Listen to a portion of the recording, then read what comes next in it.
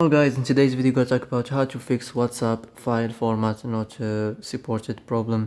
So the answer is easy. Just go to the settings and then scroll down to the apps section, then go to the search and search on WhatsApp,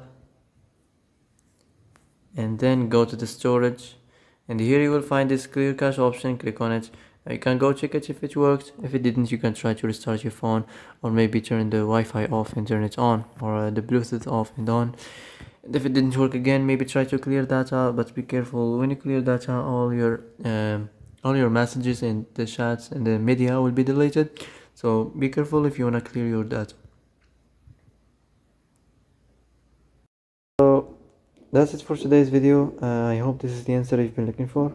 And if you like this video, don't forget to like and subscribe, and see you in the next video.